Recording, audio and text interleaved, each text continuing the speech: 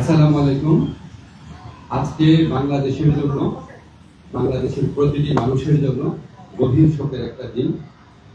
আজকে বাংলাদেশের 3 বারের সাবেক প্রধানমন্ত্রী, গণতন্ত্র, সার্বভৌমত্ব এবং বাংলাদেশের মর্যাদা রক্ষায় অতন্ত্র প্রহরী আপসী নেত্রী বেগম খালেদা জিয়া ভোর 6টার সময় শাহাদত বরণ করেছেন। ইন্না লিল্লাহি ওয়া ইন্না ইলাইহি রাজিউন। গোটা জাতির মতো আজকে আমাদের সরকারে যারা আছেন আমরাও গভীরভাবে শোকাভিভূত। এই শোকের পরিবেশে আজকে বিশেষ আয়োজনে প্রধান উপদেষ্টার সভাপতিত্বে উপদেষ্টা পরিষদের একটা বিশেষ সভা অনুষ্ঠিত হয়েছে। সভার শুরুতে সাবেক প্রধানমন্ত্রী বেগম খালেদা জিয়ার মৃত্যুতে দাঁড়িয়ে 1 মিনিটের নীরবতা পালন করা হয় এবং তার আত্মার মাগফিরাত কামনা করে মোনাজাত করা হয়। মোনাজাত পরিচালনা করেন আমাদের ধর্মমন্ত্রী। সভায় বেগম জিয়ার মৃত্যুতে আগামীকাল থেকে 3 দিনের জন্য রাষ্ট্রীয় শোক প্রস্তাব গৃহীত হয়েছে এবং আগামীকাল সাধারণ ছুটির ঘোষণার সিদ্ধান্ত হয়েছে। সভায় বেগম জিয়ার মৃত্যুতে একটি শোক প্রস্তাব গৃহীত হয়। শোক প্রস্তাব পাঠ করেন আমাদের তথ্য ও পরিবেশ উপদেষ্টা। সবাই সিদ্ধান্ত হয় যে বাংলাদেশে যত দূতাবাস আছে পৃথিবীর বিভিন্ন প্রান্তে সেখানে শোক বই খোলা হবে। সভায় বিশেষ আমন্ত্রণে অংশ নেয় বিএনপির মহাসচিব জনাব মির্জা ফখরুল ইসলাম আলমগীর। তিনি সাবেক প্রধানমন্ত্রী বেগম খালেদা জিয়ার পক্ষ থেকে খালেদা জিয়ার পরিবার এবং দলের পক্ষ থেকে অন্তর্বর্তীকালীন সরকারের প্রতি কৃতজ্ঞতা প্রকাশ করেন এবং বেগম জিয়ার নিরাপত্তা সহ সকল ক্ষেত্রে প্রয়োজনীয় সহযোগিতা প্রদান করার জন্য ধন্যবাদ জানান। মির্জা ফখরুল ইসলাম আলমগীর সাহেব আমাদের সভাকে অবহিত করেন যে আগামীকাল বুধবার 5 জোহর জাতীয় সংসদের দক্ষিণ প্লাজা এবং এর সংলগ্ন মানিক মিয়া এভিনিউতে বেগম খালেদা জিয়ার জানাজা অনুষ্ঠিত হবে। জানাজার পর তাকে শহীদ রাষ্ট্রপতি, বীর মুক্তিযোদ্ধা রাষ্ট্রপতি জিয়াউর রহমানের পাশে দাফন করা হবে। শহীদ রাষ্ট্রপতি জিয়াউর রহমানের পাশে।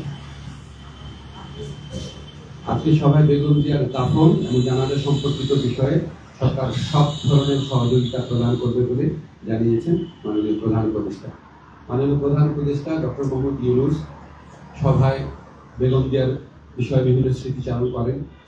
একটা কথা বলতেই হচ্ছে, যিনি আমাদেরকে মনে করিয়ে দেন শেষ যখন দেখা হয়েছিল বেগম জিয়ার সাথে একান্ত অনেকক্ষণ কথা বলেছিল।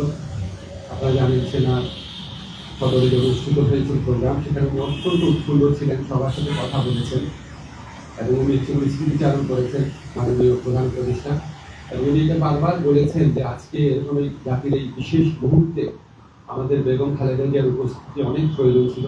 গোটা জাতি ওনার জন্য দোয়া করেছে, আল্লাহর ইচ্ছা উনি চলে গেছে। কিন্তু বাংলাদেশের ইতিহাসে, বাংলাদেশের প্রতিটি মানুষের হৃদয়ে, বাংলাদেশের প্রতিটি আত্মমর্যাদাশীল গণতন্ত্রকামী দেশপ্রেমিক মানুষের হৃদয়ে ওনার অবস্থান অক্ষয় অবিনশ্বর হয়ে থাকবে। আমি ব্যক্তিগতভাবে মনে করি বাংলাদেশের ইতিহাসে এত শ্রদ্ধা, এত সম্মান, এত ভালোবাসা নিয়ে এরকম একজন নেত্রী চলে যাওয়া, এটা একটা বিশেষ মুহূর্ত এবং আমরা বাংলাদেশের প্রতিটা মানুষ এই শোকে একত্রিত হয়েছি।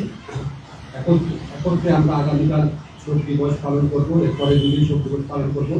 সবাই আমরা বেগম খালেদা জিয়ার প্রতি যথার্থ সম্মান প্রদর্শনের জন্য ওনার যে জানাজা হবে এবং ওনার যে দাফন কাজ হবে সেটা আমরা অত্যন্ত শৃঙ্খলার সাথে ভাবগাম্ভীর পরিবেশে আমরা আমাদের সবার দায়িত্ববোধ থেকে সুশৃঙ্খলভাবে এই অনুষ্ঠানগুলো আমরা দাফন এবং জানাজার যে কর্মসূচি রয়েছে সেগুলো আমরা পালন করবো, এই প্রত্যাশা আমরা রাখতে চাই।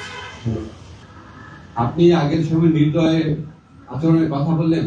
ওনাকে একটা প্রহসনমূলক রায়ে ওনাকে জেলখানায় পাঠিয়ে অকথ্য নির্যাতন করা হয়েছে। বেগম খালেদা জিয়াকে যেই মামলায় দোষী সাব্যস্ত করা হয়েছে, এটা যে প্রহসনের একটা রায় ছিল, এটা যে একটা সম্পূর্ণ সাজানো রায় ছিল, এটা আমাদের সর্বোচ্চ আদালতের আপিল এবং রিভিউয়ের মধ্যে দিয়ে প্রমাণিত হয়েছে। সর্বোচ্চ আদালত সুপ্রিম কোর্টের আপিলের ডিভিশনের রায়ের মধ্যে বারবার বলা হয়েছে যে বেগম জিয়াকে যেই মামলায় সাজা দেওয়া হয়েছে সেটা সম্পূর্ণ রংলি, উদ্দেশ্য প্রণোদিতভাবে, জিজ্ঞাসা প্রসূতভাবে ওনাকে সাজা দেওয়া হয়েছিল। ওনাকে জেলখানায় বিভিন্ন সময় যেভাবে নির্যাতন করা হয়েছিল, ওনাকে আমরা হয়তো এত তাড়াতাড়ি হারাতাম না, আমি ব্যক্তিগতভাবে মনে করি বেগম জিয়ার এই মৃত্যুর পিছনে ফ্যাসিস্ট যে প্রধানমন্ত্রী ছিলেন শেখ হাসিনা এবং ওনার যে সরকার আছে অবশ্যই তার দায় রয়েছে। তবে আপনাকে একটা জিনিস আমরা বলি, আমরা আমাদের সরকারের পক্ষ থেকে আপনারা সবাই লক্ষ্য করেছেন আমাদের যা করার ছিল, আমাদের মাননীয় প্রধান উপদেষ্টা প্রফেসর ডক্টর মোহাম্মদ ইউনূস উনি ব্যক্তিগতভাবে সমস্ত সময় খোঁজ খবর রেখেছেন। যা দরকার ছিল, ওনার যদি আবার বিদেশে পাঠানোর মতো অবস্থা থাকতো অবশ্যই আমাদের সরকারের পক্ষ থেকে সর্বাত্মক সহযোগিতা করা হতো। উনি ব্যক্তিগতভাবে এই জিনিসগুলোর খোঁজ খবর নিয়েছেন। আমাদের দুর্ভাগ্য, আমরা হয়তো বেগম খালেদা জিয়াকে বছর খানেক বা বছর দুয়েক আগে যদি আমরা হয়তো পেতাম, হয়তো আমাদের পক্ষে কিছু একটা করা সম্ভব ছিল। আল্লাহর ইচ্ছা উনি চলে গেছেন। তবে আমাদের জন্য সবচেয়ে বড় আনন্দের ব্যাপার হচ্ছে উনিও সারা দেশের মানুষের সম্মান, শ্রদ্ধা এবং ভালোবাসা নিয়ে বিদায় নিয়েছেন।